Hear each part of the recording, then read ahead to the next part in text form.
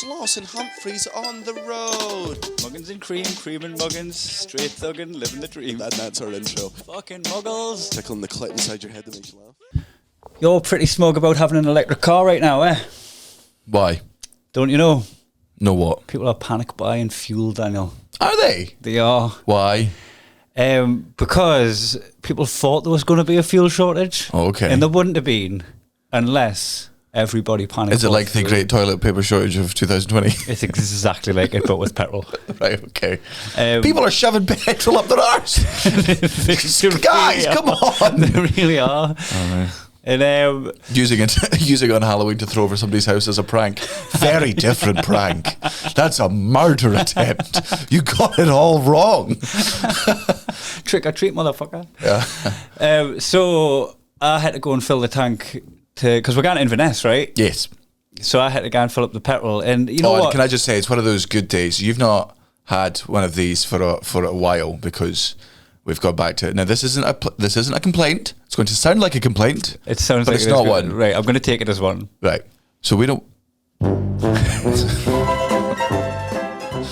have a tour manager anymore. And this isn't the bit.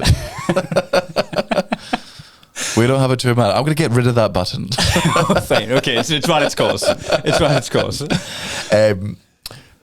When we have a tour manager drives us everywhere. Mm-hmm. And obviously because the pandemic put everyone's career back 5 years across the board, we shouldn't be complaining from a position where we still get to. Well, that just means like we've got to do our own sound check.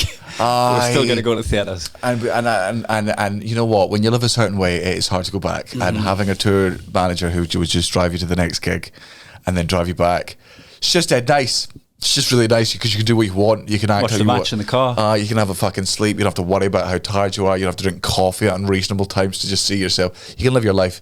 Do you know what I mean? And I get to do that today because we're taking your car up north. Aye. Because I'm gonna drive up. And I morally don't drive any petrol cars anymore. Is that right? Yep. You said that's going to sound like a complaint, but at the minute it was just like no. The complaint was the lack of the tour manager. The complaint was. Oh, I was ready to get defensive. No. Sorry, I wasn't complaining to you. I was rolling my sleeves up to fight my own corner there. I was like, no matter what he said, even if he's right, I'm arguing it. No. That was to let the fans know that I'm about to. My diamond shoes are too tight, and I want them to know I'm wearing them. As we've said, when your diamond shoes are too tight, I paid a lot of money for those shoes. How do they not fit? You don't want them to pinch, do you? You don't. I paid for these fucking custom-made shoes, and they don't fucking fit me. It looks like I'm having a class time on Instagram with my diamond shoes, but no one can feel how my toes are just bunched at the end. You fucked me out of it. Like you would be like if your normal shoes are too tight, that's fine. How much did you spend on those normal shoes? How much are shoes? 20 quid, 30 quid? Nah, I don't even think you can get normal shoes for 20, 30 quid anymore. No. I think you're looking, just for a normal pair of shoes, I reckon you're looking at about 60 quid. Really? You know, if you just want a pair of Is that Brexit as well? If you want a pair of cons or whatever. Aye. Bit of a con. Well, it depends if you want to go. Like I'm getting to the age now where I'm just walking around Sainsbury's just going, I should just buy my clothes from here because I don't care. I don't care. Like I've got a fiance who loves me, and like if she wants to dress me up in ways that makes her want to fuck me more, good on her. I go, I'm more than happy to stand here. Dress as however you want it. Yeah. As long as I get to have a go now, because if it's my turn, you're dressing like a pure slut. I don't care if you're pregnant. No, see that's the thing. You just look like a pregnant slut. They're better at wearing. By the way, hold on, just for anybody listening to this that isn't a patron and listening on Monday now thinks Natalie's pregnant because of that bit. Hi. Is she not? No. Then what's her excuse? Wow. Wow. She's still carrying the dog weight. That's just carrying the dog home at the end of the walk. I think we can only get away with this because she looks remarkable. Aye. You're remarkable how fat she is. You look lovely, baby. I love you. That's what I say to me creaky door. Sorry, I've lost if we dressed them. Oh yeah, if we no, because you were saying there like I don't mind being not dressed by Cara, but like she'll go that looks nice, and then I'll try them on, and then I'll pick my favorite of those ones, which is a great system. Yeah, because I don't like lots of choices. I can narrow things down. She shortlists here, gives the illusion of choice. Yeah, that you're dressing yourself, and it's an illusion I'm happy to be in. Right, it's not a bad one. But I do feel that if we were to dress them, they're better at dressing slutty than we would be at dressing them slutty. Because we think we know what we'd want. Because I went to Vegas the first time me and you went to Vegas, 2013. Mm-hmm. First time I did coke. Thanks, Barry. Aye, snitch. Snitch. Oh, it was you as well, you fucking cunt. Aye, yeah, it was. Double snitch. Right, wait, no, so wait, your problem wasn't that I wasn't that I was snitching, it was that I wasn't giving you credit. Yeah. Right, okay. No, but actually it was Barry. Just if anyone's listening from the visa department. Aye. What's that called again, the visa department? Homeland Security. Yeah. I wrote a tweet about drugs the other day and then deleted it. Did you? Because I have to put my social media handles on my visa application. Oh. So they're looking at all my stuff at the minute. Oh God, mine's are going to think I'm really, really boring on Twitter because Marlene has been doing it for 2 years now. They kind of can. He can't get a visa for being funny. What he thinks he's an alien of extraordinary ability. What's his ability to put a quip with a photograph of a venue? Yeah. Lock up your bats. Oh God. Should put a picture of St. Michael's Cave in Gibraltar with lock up your bats. And I had to message her, and I was like, for the love of, do not put any of, just the venue and the time, and that's it. Don't add any of your flair, and don't add any of what you think my flair is. You know what it was as well? I had recently posted a picture of me, you and Lewis Capaldi saying, lock up your grannies, the lads are out tonight. Aye. Which is just like a fucking hack lane. It's been a hack. Everyone knows that. Lock up your dads, lock up your daughters. Everyone knows that, like, your granny loves Lewis Capaldi's music. Aye. So that's all I like Lewis Capaldi's music. I know, but so does your granny. Aye, That's the draw of them, innit? Aye. You can enjoy them and your granny can enjoy them. So I put lock up your grannies, and she saw that as like, that's the formula we use for jokes. She's like, what's in a cave? Bats are in caves. Lock up your bats. I just saw it's like whenever you see like new open spots who've clearly watched all of Jim Jeffries and Anthony Jeselnik. I don't know if it's still common now, but when I was first doing comedy, every single open micer done like, I look like someone and someone had a love child. Right, which like, I look like the splice of DNA of these two people. I look like we had a baby. But when, apart from in that hack joke, does love child ever get used? Love child's normally for like a TV show or something, or like, it's the love child of, EastEnders meets John Wick. The love child, what? Like it's like a combination. So it's always just used as a combination. But even then, it's suggesting that you would call baby a love child. No, I think nobody's like, love child. We're having a love child. It's a boy. No, love child's out of wedlock. I think that's the point. It's like this between these two celebrities, and then like obviously neither of them wanted the kid, and so they just fobbed up for adoption. Like hate child. Aye, or lust child. Oh, it was made in the passions of the Christ love. Aye, it was made in the passions of love, and then, or when they thought they were in love, created, and then they were like, oh, I don't want this anymore. So when we were in Vegas, that was class, by the way, because we were racked up for our landing. That was because it was my first time in Vegas. Yep. And anyway, on that trip, on that coke-fueled Vegas trip, that was fucking awesome, how we used to live. I bought Natalie a Hooters vest, quite a small one, because wear them tight. Aye. Drop your boobs, knee bra. I was like, this is quite, I'd like to see my new girlfriend, my very new girlfriend, in a Hooters top, because it's trashy, and I'm trash. She laughed at it hard. I'm not wearing that.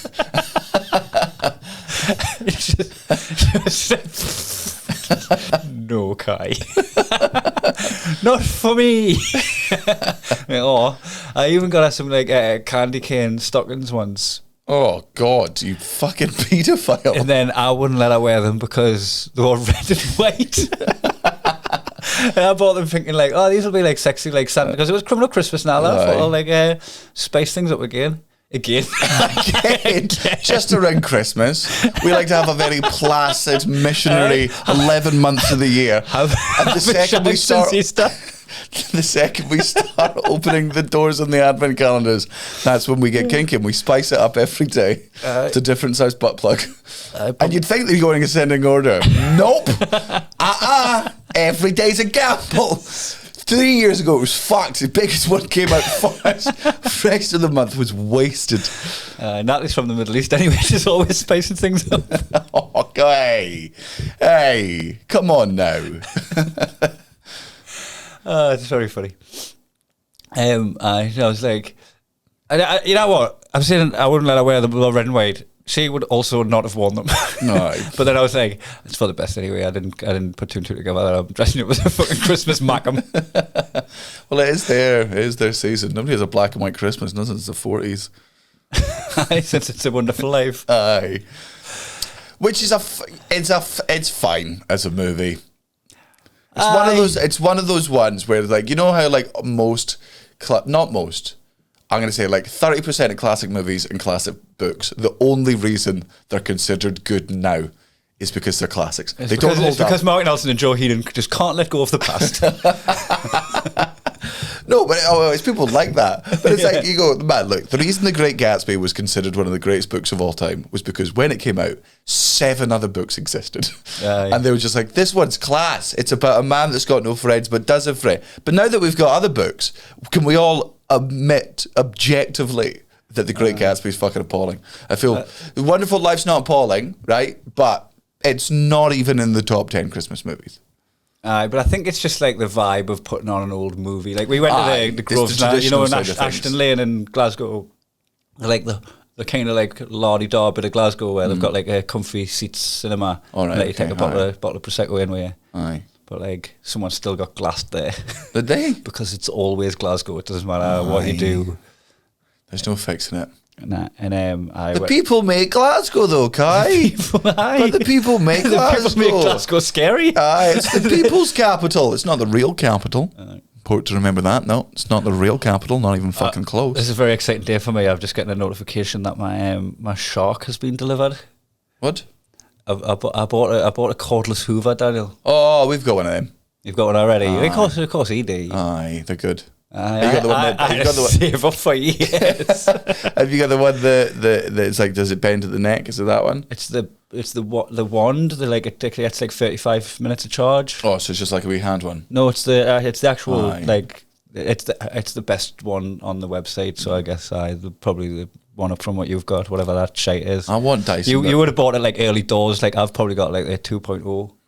I don't know. I want a Dyson Hoover, but Cara keeps saying, she's like, you only want a Dyson because it's like the top of the range best one. And I'm like, So I'm gonna assume it's there for a reason. It's like it's not. That's not all marketing. See, I'm just about, when I heard there was a cordless Hoover.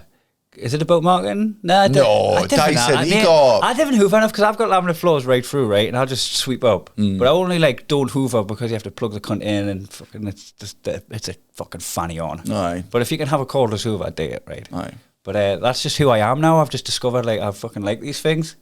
I ordered me Hoover. I just got my phone flashed up that my Hoover's come, and I'm like, "Hey, me Hoover." And I'm like, "Fuck, man." We used to land in Vegas and rack up. Did. Aye, but I think it's. But I just get high on life now, Daniel. Like I know, but also, I get what you're saying. Like, look, it always sucks to get older and find out what stage of life you're suddenly in, right? But you can fight against that and then be one of the sad losers that doesn't admit what age they are. Aye. Like that. Yeah. That's the alternative, and that's 1,000 times fucking worse. Yeah. Right. So you can sit there and you can be depressed, not depressed, but fucking down and be like, all right, like I'm fucking like me. I'm 30 now. Right, my metabolism's gone, so I'm like, all right, I'm just gonna have to be one of those cunts that goes to the gym just to not get bigger. And I do spend most of my time indoors, just wearing fucking trackies and being stupid.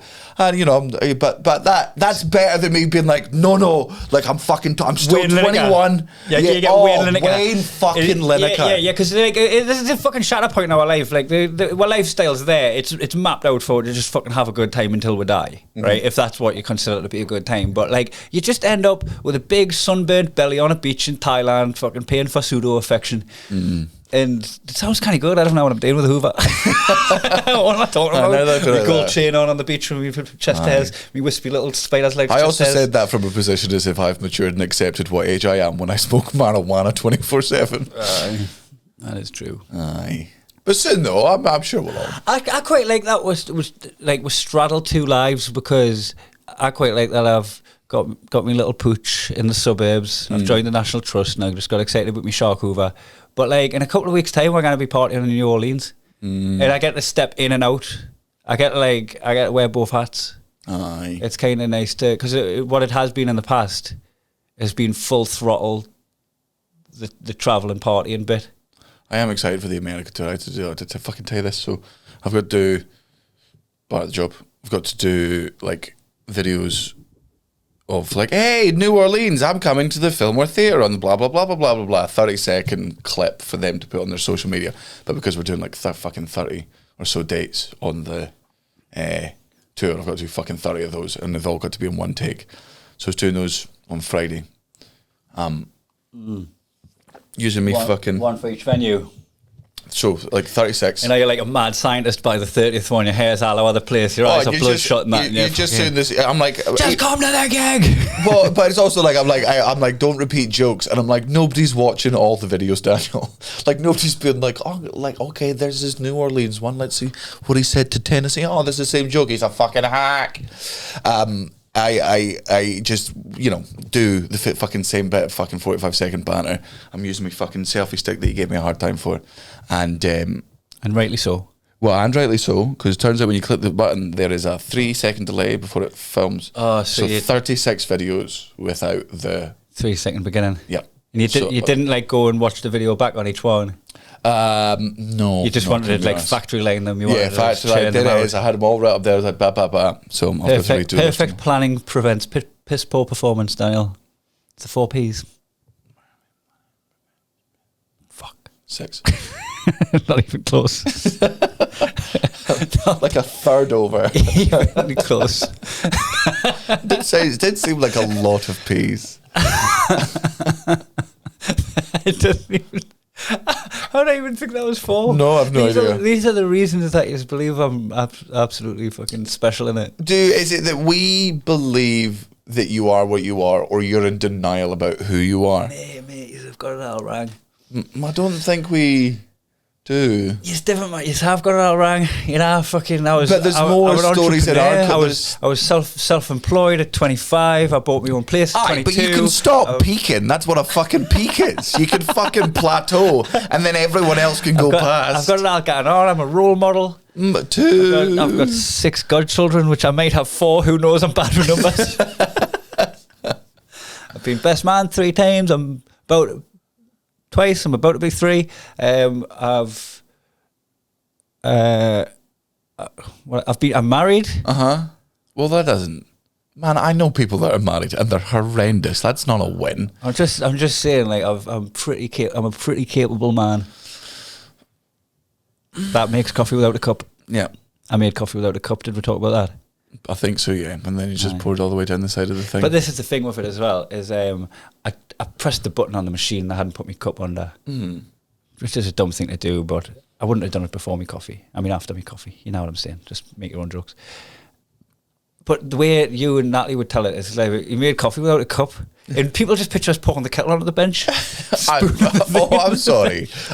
Is this Guy Humphries complaining about 2 people in his life slightly spinning stories? Is that what is? Oh, you exaggerate it to make me seem stupid and gaslit on air. I've been gaslit on air.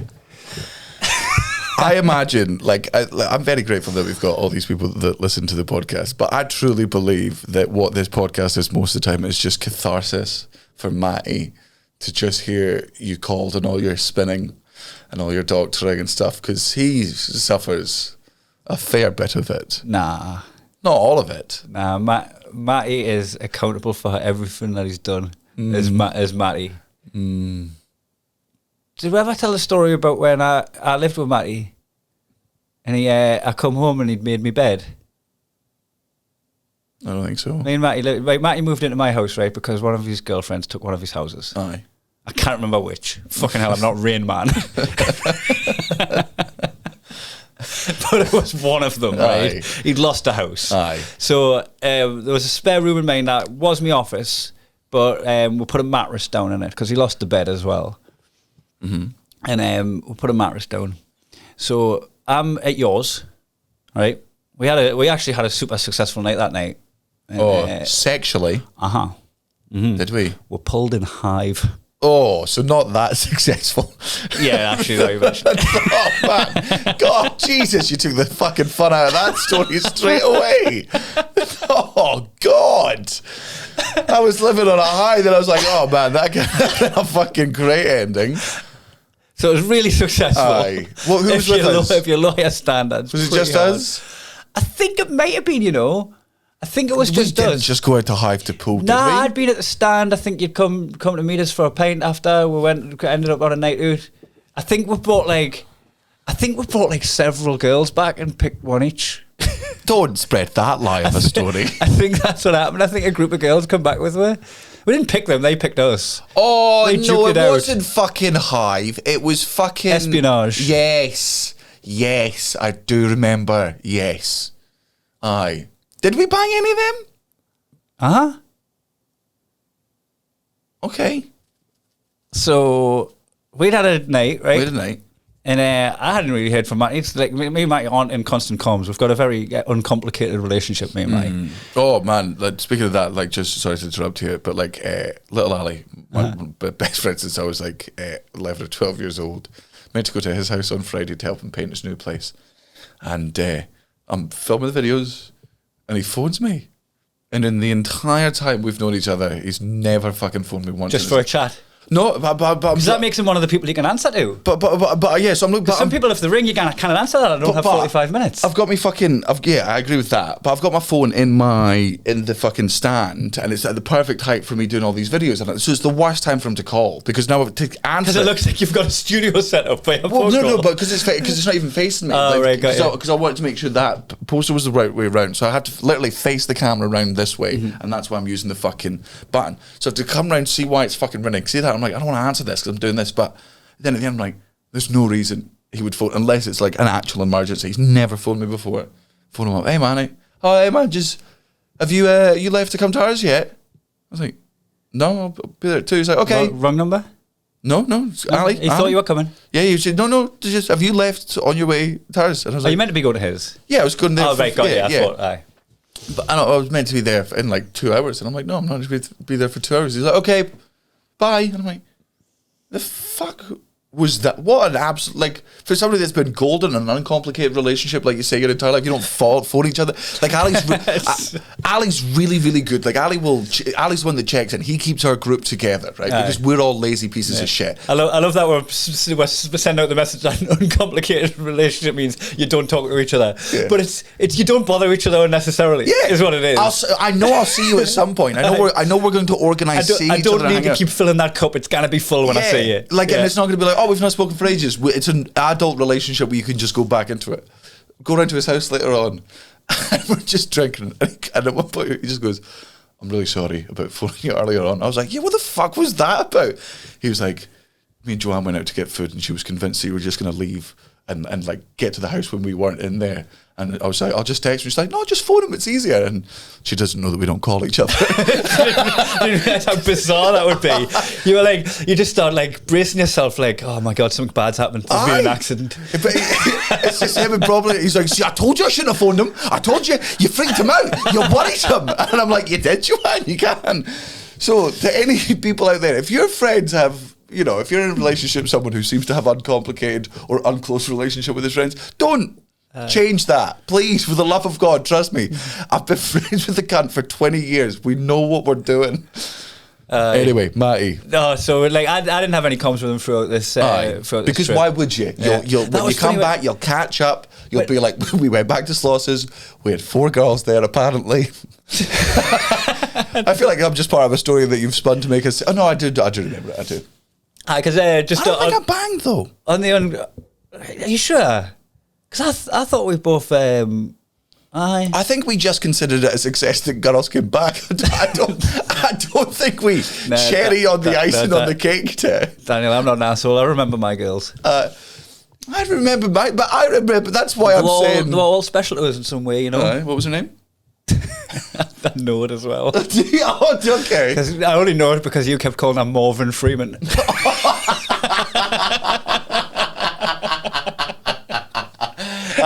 Yes. Yeah, I remember. When Natalie wrote Matty's card for his, she was like, "What should I write?" and all that. I was like, "This card isn't out to do with me and Matty. This is you and Amir. Like, if you're buying Matty a card for his house, like, that's not that we don't do that." So I get home, come into the house, and I go into my room, and I wasn't the type to make me bed. No. It's a single man. What was that Peter Holmes line he told us? I make my bed nude. Oh, the Peter Holmes bit is just like when a single man makes a bed. There's no sadder sight in the world than coming back to a made bed as a single man. I'm not a recovering alcoholic. That's it. I don't. Yeah. So I don't need that type of structure in my life. I come home to fucking hospital corners on my bed, right? There's only Matty got a key, and I'm just like arms folded, like, what the fuck's happened here? He's banged in it. He must have banged in it. Suspicious, it's like, right? So I'm thinking, like, as he banged it, I fucking look and there's like photo of my family's face doing or whatever, right? Is this true? I'm like, Matty, he must have banged in my bed, but like, he's not in. I didn't come back that late, you know. So it's like he's made me bed when he took her home, whatever, right? What had actually, because I asked him like that night, we're like having a split and playing PlayStation and that, and I remember asking him, I'm like, "Did you make my bed this morning?" And he went, "Oh, I didn't get started on that." I was like, "What?" I need you to get started on that. He brought a girl back from a night out that I just met. Great, right? He's in bed. And his bed is the mattress on the floor. No, he didn't take the mattress on the floor. Good, right. He pops into my room and puts a picture of my family face down while she's at the toilet. Right?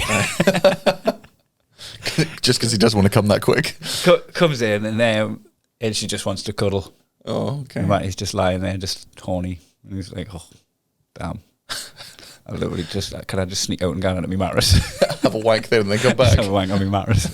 I'll come back. We can snuggle after that. But, and you know, like, but I'm trying to respect you, but my dick's not going to, so I need to get rid of him.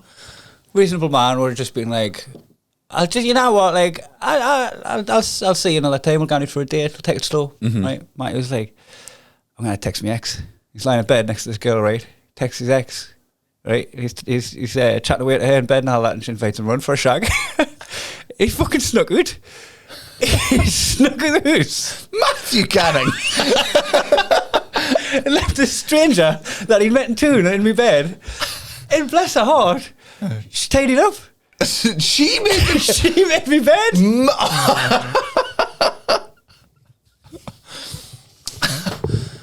Well, I mean, she stayed at the lovely Cuddle Hotel. Staff were nice, a bit forward, but respectful in the log. Well, not that respectful, but it's respectful when he was like, "Okay, you don't want anything. I respect that. Your boundaries are your boundaries." I'm off, though. I am off, though. While those boundaries are here, which I'm respecting, I am fucking gone, though. I've got stuff to do. I get it, right? You're not consenting for sex. I'm not consenting for cuddles. so the contract talks have broke down here. No, you can stay. Of course you can stay. I don't live here. Help yourself to anything. If you like any of the ornaments, have them. Aye. If you eat any of the food labelled Kai in the fridge, all the stuff labelled Matthew is mine. By the way, I hadn't labelled the food. Matty didn't label food. I'd never have lived with him. I can't imagine living. I think I'd move out with someone the day they labelled the food. Aye. I'd move, like if I lived with someone and they labelled the food, I'd eat it and leave. Do you think that's because you didn't go to uni? Maybe. Because I'm with you. Like and also just because my diet's so particular, I've never had a fucking problem with other people eating my food or vice versa. Like when I was living with Jean, I was never eating Jean's goat cheese, if you know what I mean.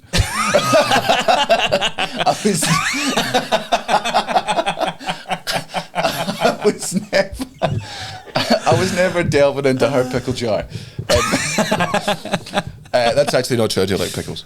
Yeah, thanks, man. It's nice to hear that, man. Kind words. So you do admit it's your name? Damn. Hot damn it. Aye. So, but I never had a problem there. But if somebody was going to be like, "This is mine, this is mine," like if you're on a specific diet, like you're like training for something, I get it. But like, this is mine. I just make eye contact with you again. This. But I reckon that's a uni college. I reckon most people would disagree with you here. I guess we haven't been on, like, when we've lived together and when I lived with Matty, we weren't necessarily on like a shoestring budget, and we're like kind of we just ate the same stuff anyway. We'll get food in. We'd be having meals together and we eat the same shit. Uncomplicated relationships, like just fucking, and it also like a bit of fucking. Like if I see something in the fridge that isn't mine and there's only one of it, I'm not eating it. Like I'm not being a dick. Like as much as I'm joking on that, I'm like I can't. Like I'd only think that if they labelled it. I wouldn't think it if they don't label it. I know what's Anyway. And there's some things that you can eat. We always go right. I didn't buy that, but I can eat that. But I didn't buy that, but I can't eat that. That's clearly. Yeah. There's some things you can't start somebody else's tiramisu. Also, like bread and eggs and milk and cheese. They're just common ground, man. Yeah. Common ground. Fucking keep them topped up. Aye. You can't take somebody else's meat unless you're cooking a meal for them. Like if they bought it, you can't be. Yeah. But if you are in a fucking hurry and you're like, hey man, really sorry. Like I was heading out and I ate some of your sausages this morning. But I'll buy the next pack of sausages. That's Yeah, I've got you. There was another one with Matty as well where I was having a threesome. I was going to say, I can't believe this started. This literally started because I was like, Matty must really enjoy listening to these podcasts because I call you out on your bullshit sometimes. And it's now turned into you just saying horrible stories about Matty. What are you doing? I was just putting it onto that one so I can do the pencil button if I want to. Oh, right, okay. Which one is it? This one? Don't know. Nope. Fuck it. It's on a different panel. I was having a threesome. Aye. Recently? No. Fuck, man. Natalie up in them gates like would be married for longer. I'll have 2 dogs. Let her pick army dogs. As long as I got to pick the partners. No, it's like around about the same era as the bed being made. Aye. And I went to get a condom because spillages, having a threesome, you don't want to make a mess. And somebody else leans on it. Right, okay. So it's just... Like, well, we're going raw. And I went looking for a condom. Because I was about to wrap up. Aye. To wrap up. Right. wrap up in a threesome. Yeah. That's the golden rule. Mm-hmm. And I bust into Matty's room. Matty, it's like 3-4 in the morning. He's got to get up for work at like 6:30. Still works at the bank. He's on this mattress and his mates he's having a threesome in the other room. What a loser.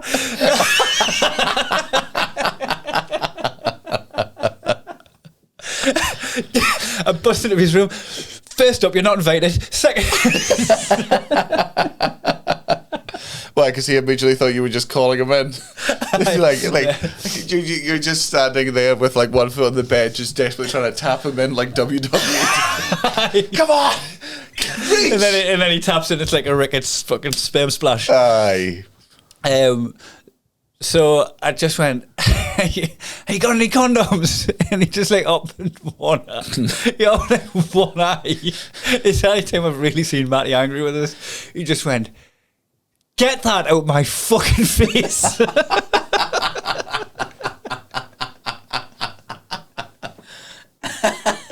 From his cracked end mattress.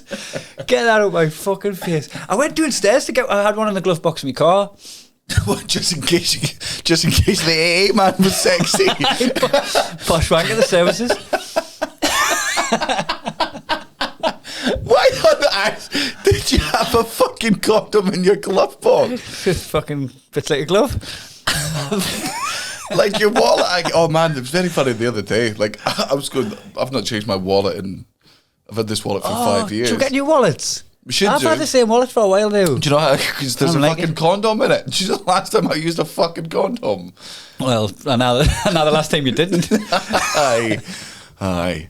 No, they don't get this is the pregnancy gossips for the Thursday podcast. I fucking go and pay for it if you want behind a fucking paywall. If you want my personal life. We're only here to tell you about sex stories. No. We're only here to tell you about Matty's personal life. Our personal life's on the Patreon episode. That'll cost you. Why are we talking about pregnancy? No, so I went down the glove box in my car. Oh yeah. But I lived in flats, so I just went to the communal area with a hard on, and then in the car park with a boner, rummaging around my glove box. No, I'm getting excited about my Hoover. I've got one condom in my wallet. Don't know what to do with it. Aye. Do you want to give it a vacant send off? Fuck a ginger lass.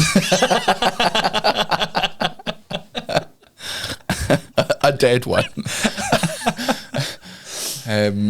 You've got a bow and arrow, don't you?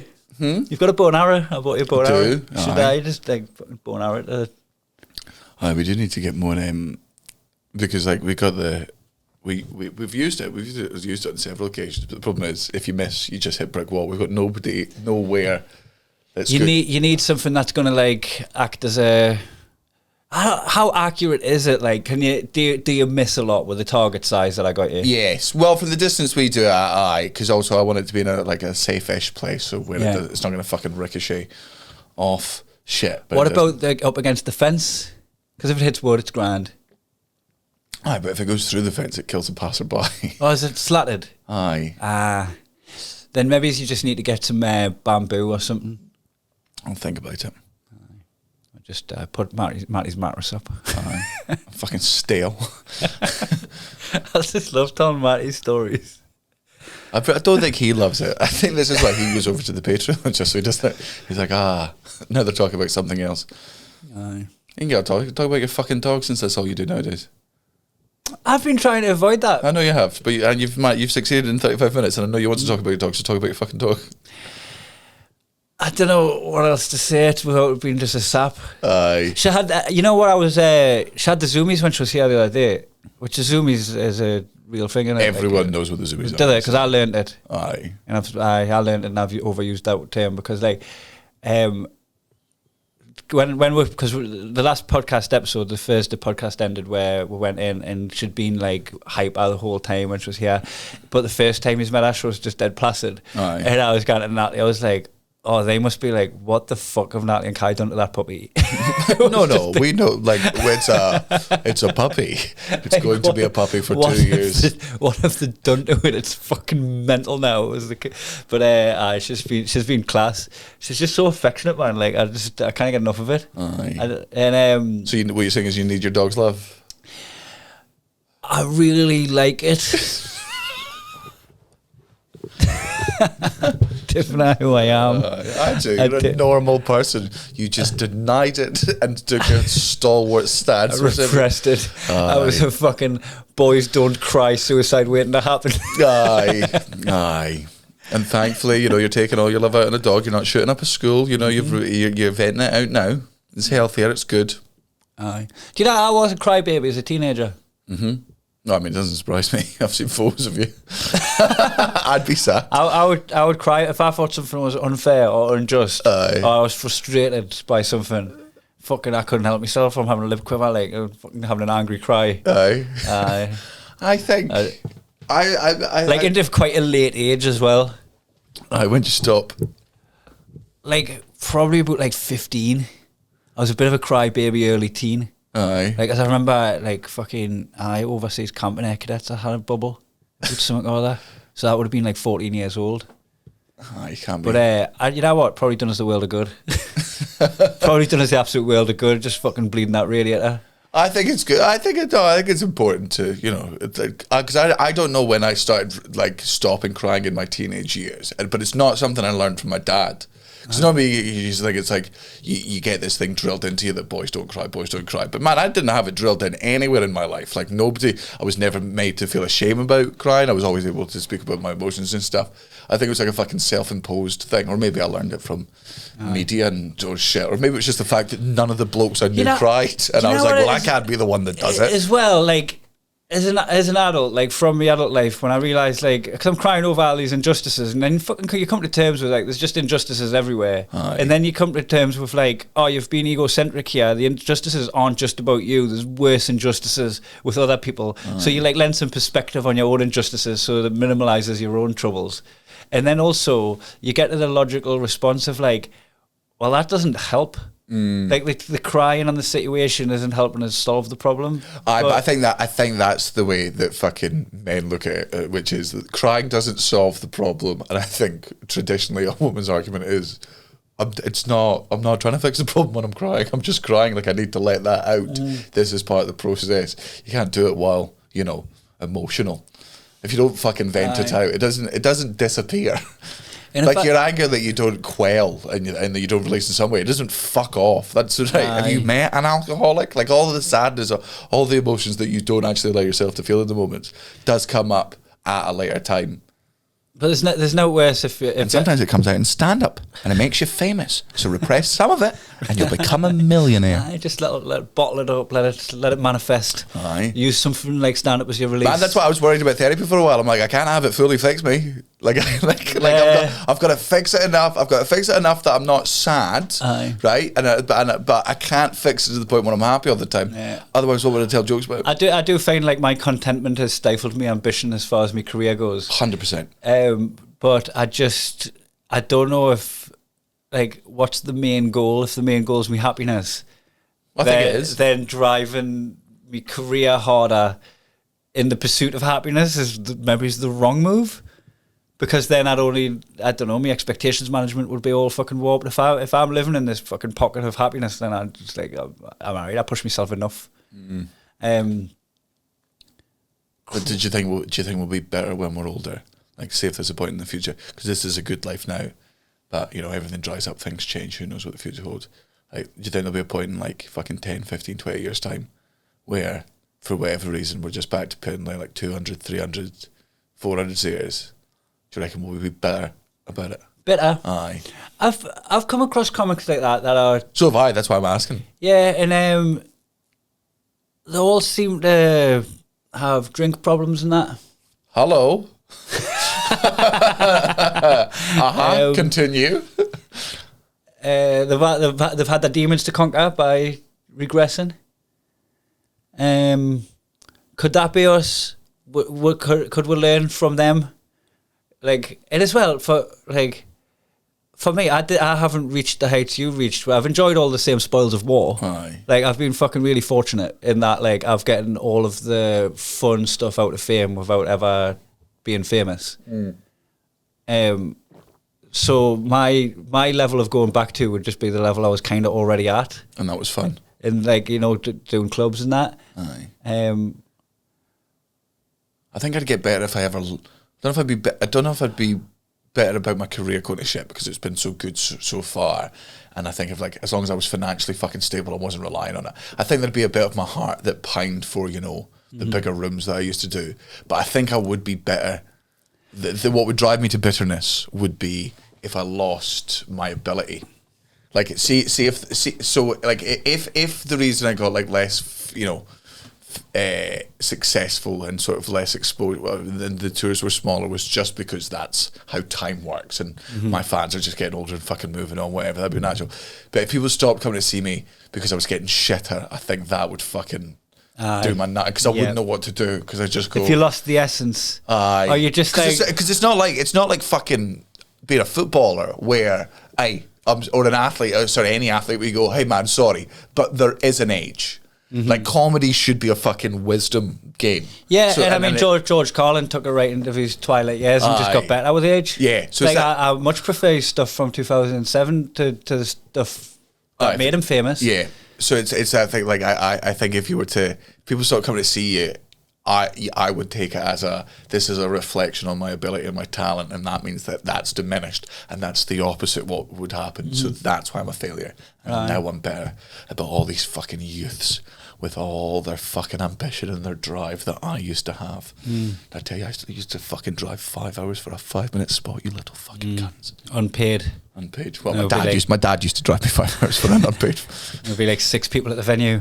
Aye. I remember psychologically quitting comedy on like my 20th gig. Aye. I drove to Beverly, which is near Hull. Beverly Hill. Uh-huh. That's where I wanna be. Beverly Hill. What's that? What is Beverly that? Hill. Oh, Beverly Hill. Right. Jesus fucking Christ. Beverly Hills Cop. I can't believe I had to walk you all the way up to that. I never heard that song. You know, Beverly Hills, that's where I want. That's not it. That's wrong. I definitely have heard Carol, that do song. Well, she's not here. No, she's in here. She's dead. She died for 2. Anyway, why'd you quit comedy? It's dying for 2. Also, by the way, I've watched a bunch of fucking pregnancy movies, like Kevin Hart's fatherhood movie, where his wife dies and they keep the kid. Is that yours? Am I pregnant now? there's a bit where the wife dies, but they keep the baby. And like it's You watch like The Dream. The pulling power. No, mine's the opposite. Like some people just go, like you read in the fucking books and stuff, they're like, you know, it's very, very uncommon nowadays, but you get that horrible scenario if they go and they go, can you please pick between your wife and your child? Put the baby in the blender. You go fucking get rid of the baby. What are you talking about? Kill it brutally? I can't fucking rip it. What you like? I'll keep my wife, please. I'll keep the one that fucking made the thing. I have known her longer. Aye. Also, look, the baby's not going to help me get a new wife. Well, at least not for a couple of years. But once we get over this whole fiasco, she can pop another one out. Easy choice. No disrespect to anyone that made that difficult decision, but I'm just saying. Different pretend it was difficult. You hated it after you made that decision. Like, if you made that decision, you should have watched Jigsaw before you had sex. Even if she was just like, please keep the baby, you're like, bitch, you're being illogical at this point. There's no reason. Why would you outlive the baby? What are you talking about? How do you think I'm going to live in a world without you and a baby, you fucking psychopath? I'm barely going to get through this without you. I think the choice would always be keep Natalie alive. No. Even if like, Okay. No, the the baby. choice between Natalie and a baby. Okay, I've taken my. Okay, wait. I mean, Kai is a happy guy. I couldn't really do this to him.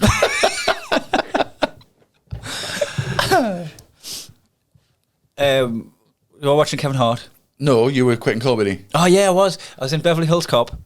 Uh-huh. I was in Beverly in Hull, and I tagged this routine on Danny McLaughlin's awesome podcast, by the way. Plug a couple of podcasts here. Damn Daniel podcast, fucking class. I've been on it recently.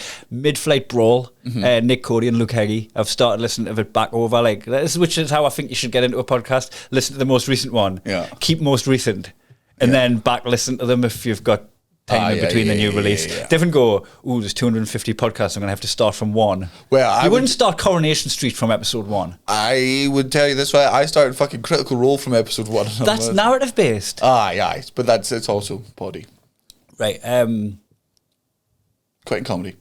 So I was talking on Danny McLaughlin's podcast about when he first met me. I was doing a routine where, you remember when I used to wear joggers? Can you remember when I used to pull my joggers down and pretend to be having a shit?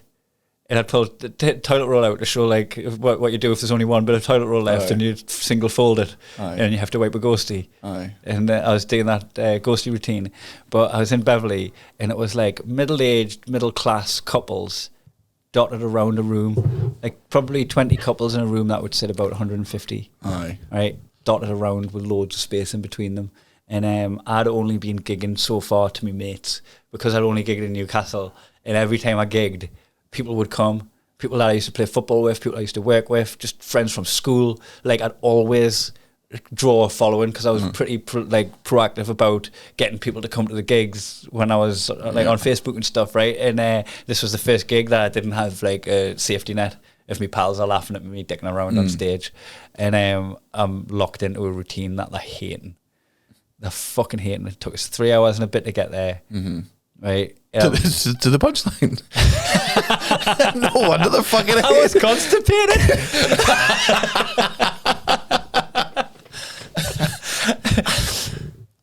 To the gig, and I'm pretending to wipe my arse with my pants around my ankles on stage, right? Trying to be what I consider to be alternative, being wacky, right?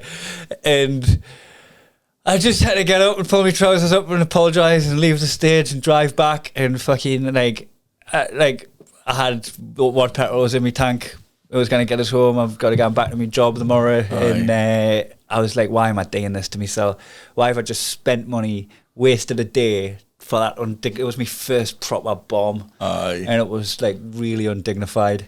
Well, there's no such thing as a dignified bomb. Well, I guess you could be dignified in it. You do your stuff and you leave the stage. I still like if I bomb new, I'm not fucking arsed. Like I mean, I am arsed to the point that I'll do my best for it not to happen. But if I do try my best for it not to happen and it happens, I fucking did my best, and I know that I work in most places. It's just more embarrassing because you're just like, man, I'm quite good. Right, to a lot of people, but the fact that none of them were in today it was very humbling. Like, I'm not saying I'm for everyone, but normally I'm for 40% of a room, and it's just mad that today 100% of a room was fully against me. My last proper fucking death was just before Netflix, and it was a fucking corporate. Was it a gig you were hoodwinked into?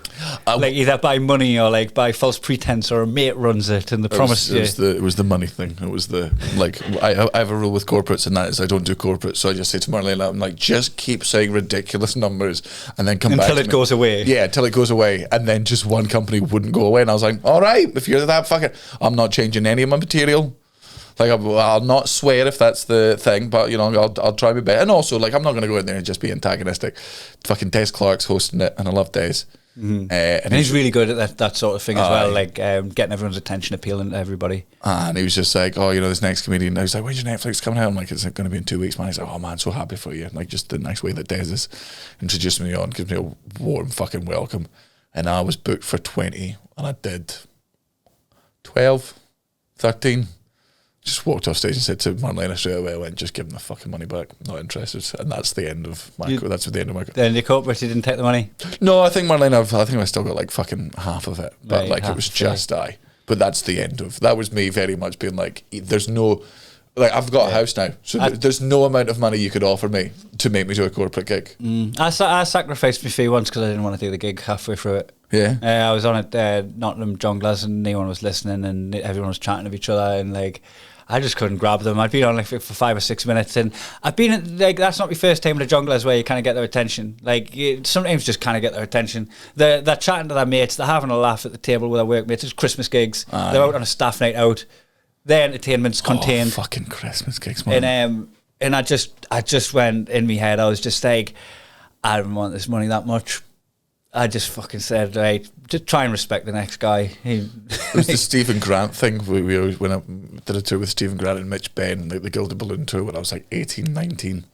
And we were filling it with petrol. And Stephen Grant was just, his thing was, he's like, look, in the future, when you do corporates, you see how the money's just going up there. Mm-hmm. You need to... Like, the petrol pump. That just, when you're doing a corporate, just imagine that's your bank account, right? And that's every second you stay on stage. Your petrol pump in the... The petrol, the money into your bank account. Imagine that works for a lot of people. Speaking of fucking petrol, this brings us full circle. Why is there no petrol? Oh, so everyone's panic buying. And I had to fill the tank because I'm coming to get it in Inverness, right? So I filled it yesterday before, like, because I'm leaving from Glasgow, so I filled it at home. And there was kind of sort of a queue, but wasn't that busy. Like, Facebook had made it out like it was 3 hour waits for petrol, but I don't think Scotland's ever as bad as what it is in London.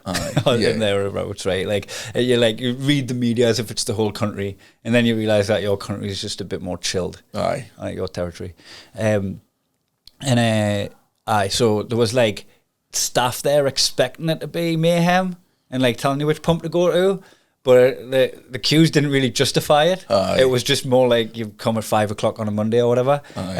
So they're like at that pump there, and then I went to the pump and realised the one in front's got like a no fuel sign on it, and I just filled my tank anyway. Now, like, you know, when you're in that situations where you're seeing on Facebook that everyone's calling everyone wankers for panic buying fuel, right? And you're just there going, but like, what if you just need fuel? How do you like? Because there are cars that are coming out and filling up all the things in the... And I used to be... Because I just used to work, like, not far from my house, right? And I always put a £10 of petrol in kind of guy. I would put, like, a bit of petrol that I needed in. I'd put her about, not going very far, right? But since, like, I'm a touring comic, I'd do empty to full. As soon as my tank's empty, I fill it up. It's just fucking part... It's just part of my business, is that I fucking fill my tank. My receipts going into my expenses. I'm filling the tank. And I'm just there going, I just wanted to shout at everyone, I'm not panicking. But that would have the opposite desired effect. I'm not panicking! Guys! I'm not... This is a rational decision that I'm making freely. Look, feel my pulse. Do I feel like I'm panicking? I'm not panicking. Oh, that is quite fast. I think it's because I'm screaming. I think that's because I'm worried that you think I'm panicking, which I'm not. I'm not doing it. But I'm panicking that you think I'm panicking. Oh my God, I have anxiety. What do you guys can't judge me for panicking. You're here too. Put your camera phone away. Put your camera phone. I'm not panicking. Panicking Skywalker. Panicking Kai Talker. Oh, sure. That was I've actually already cracked that joke on the internet with you know how Natalie got like a bust to hang our wedding dress on, like a framework, a metal frame. I'm trying not to say mannequin. And it's just always at the foot of the bed looking at us. So I called it the mannequin Kai Stalker. Oh, okay. Which is way better than the pun that we've just done. So I is. just showed you it with all of its ingredients. All right, but you did crowbar it. I just crowbarred in how capable I am in the pun game. Right. If I was that way inclined. You brought in your pun CV. I'm glad I never have to write a fucking CV again. Oh, God. Man, you know what would be a really funny thing for us to do? Both apply for the same job. You'd get it. I've got no illusions about my qualifications, my intellect, and my people skills. But what about your charm in an interview? I'm not gonna be charming in a fucking job interview for £10 a fucking hour. You totally forget I look like I steal out the petty cash. But I don't. I would be able to be nice and charming. Like if it was in a job in sales, right? I reckon I could maybe blag my way through it, just confidence wise. Shush! Now I've got a Geordie accent. Anyone's buying shit from me? Because that's the thing. Like I couldn't. I'm not. You also would have to be like something international, where it was like communication with like America. Why? Because that's when my accent would encumber us rather than helping us. Aye. Anything that was like a customer service based. Right. So I'm like the wee Scottish fucking phone call centre for some American company in India. It's the only place they'll hire me. Is right, let's both apply for a call centre in India and see who gets it. I don't think I'd be. So the petrol thing, I filled up the tank, right? And then on the way here, I went to get some chicken tenders from McDonald's by the airport. And there wasn't any queues at the petrol station. And when I was going into McDonald's, I noticed all of the pumps were no fuel available. Oh, so it's out. And then I drove past the airport and I saw no fuel available. Just on the unleaded on both of them, it seemed to still have plenty of diesel. Oh. But that's not good to it. So the airport one seemed to be out as well. Well, imagine so I think it's because BP didn't have enough lorry drivers, so they were about to have a shortage. Well, I think it was so. From what I've been told, and this is very funny, is that so obviously Brexit's a failure, and of course it's a failure. It was always going to be a failure because fucking British people don't want to work. Nobody was taking your jobs. They were taking jobs that only they would do. Yeah, so it's like all these immigrants are taking our fucking jobs, and what those jobs were doing was they were driving lorries around the UK. And then during the pandemic, all of our immigrants went back to their home countries to spend times with their family and work there and do the things that you do during a pandemic. And now they cannot get back into the country because the visas are fucking expensive. They've got like $7,000 or something to get a visa for a company to hire. And now none of the poor morons who were like they're taking our jobs, they can't drive. They can't even fucking drive, these cunts. They don't want to do the jobs that are now fucking free. Like, I don't want to do those jobs. And you're like, well, those are the ones they were taking you. Just admit you're a racist. That's what happened. The thinly veiled racism is fucking detrimental to everybody. And it's just like, I fucking, even though like we're having our nose rubbed in it, right? Because it's happening to us too. It's like seeing those cunts having their nose rubbed in it, it's almost worth going through it yourself. Like, you know, when you're in the Brexit queue and you see the fucking angry Karens and Gammons that are in the queue that they otherwise wouldn't have been in if it wasn't for their vote. Why am I queuing so long to get to Spain? Because you voted for this. When you seeing them losing the privileges that they voted against, oh, it's fucking great, man. Expats getting deported, get in your veins. I love when that happens. But like Mark Nelson pointed out, like Brexit voting farmers and stuff like that are fucking struggling now. Like you're like, get it down here. Aye. Like I put a joke on about I obviously don't agree with rubbing your dog's nose in the dog shit left on the carpet, but I love that it's happening to Brexit voters. Aye. And so somebody fucking replied to us having a whinge because he voted for Brexit because he thought it would make the Tory party look bad and people would then vote them out in 2019 and all that shit, right? Which is fucking, for me, cutting off your leg because your toe hurts. Aye. Right? And and then I was like, oh, well, just replace Brexit vote for Tory vote, then if that gets the shit off your nose, the joke still works, right? And he was like, joke was it? Don't quit the day job.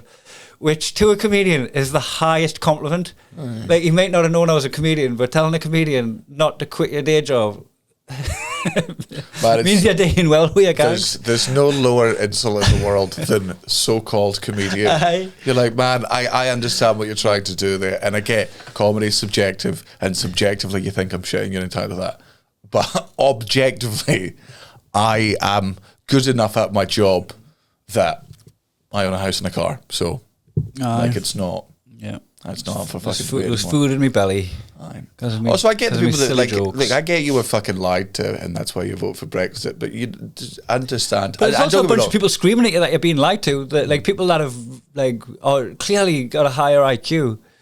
No, that's not true. That's not true. You think there's intelligent Brexit voters? No, but I don't think the left are any more intelligent than the right at all. No, I think that's an absolute false equivalency. Yeah. Like, I know left-wing people, and they're fucking dumb as shit. They're equally stupid. They fall for the same fucking propaganda the other way around. They get wound up by. Don't get me wrong, Trump was a piece of shit, right? But some of the stuff they were getting wound up by, you're like, man, it must be the easiest thing being a journalist to antagonize the fucking left, because all you do is print one thing out of context, and they will do the fucking rest, and they'll burn themselves down to the ground. The left are no more intelligent than the right. Aye, it's true.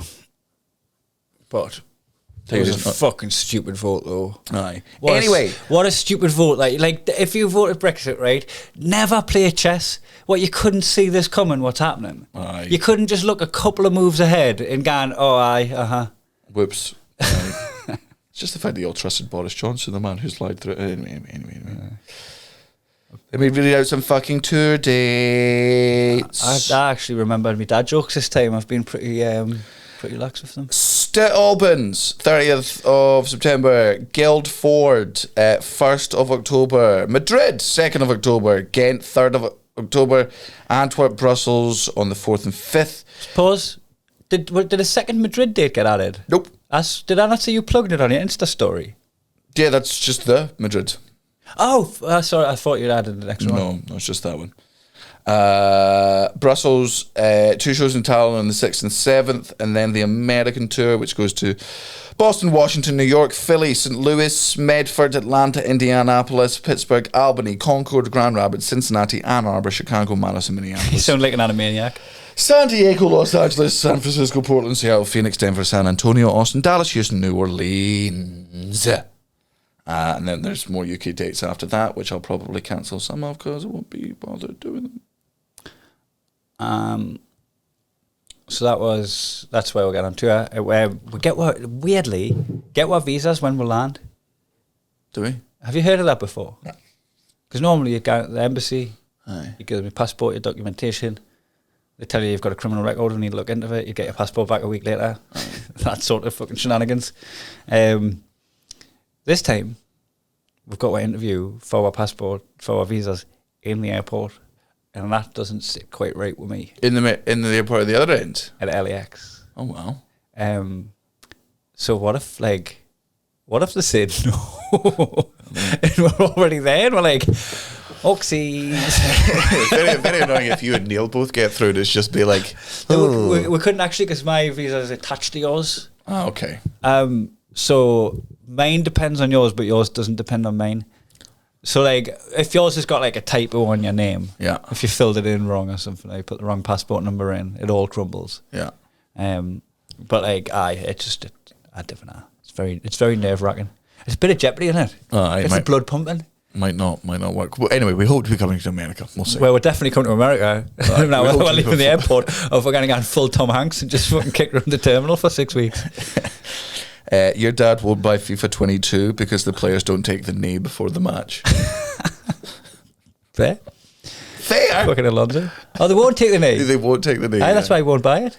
So before the match. He won't buy it because they won't take the knee. Aye. So if they took the knee, he'd buy it, which means he supports equality. You want them to take the knee before every game in FIFA? Can you skip it? No, that's why he's not buying the game. Like, it's an unskippable cutscene. Like not on the press X, but like hold X. Nah, it's an unskippable bit of the cutscene. I'm with him. I get it. I once kissed a frog and it turned into your dad. And I autopsied him anyway for my science project. Your dad used to make your bubble baths by lathering his arse in fairy liquid and farting over the side of the tub. Don't pop them. But that's the fun bit. Your dad flips in and out of the bath head first like an alligator. Your dad hates the hosepipe band because he thinks it interferes with his wanks. Oh, I can't tie around my neck at all. It's fucking bullshit. Well, I kind of put it in front of the exhaust in my car while I'm wanking. What's wrong with this country? It's fucking Brexit. Aye. Fucking nanny state. He can't even start his car because sleep petrol in. Hosepipe ban, can't get any fuel. How am I meant to fucking have this non-contact strangle wank? Your dad super glued his teeth together to stop him sticking his tongue out at strangers. Now he just grins wildly at them. Your dad puts a clothes peg on his willy overnight so he doesn't wet the bed. Because that's how he dries his clothes. The alternative was your dad puts a clothes peg on his willy because it smells. Didn't put it on his nose. Stop. Your dad accidentally asked a genie for more dishes and he hasn't been out the kitchen all day. Your dad calls free kicks long range penalties.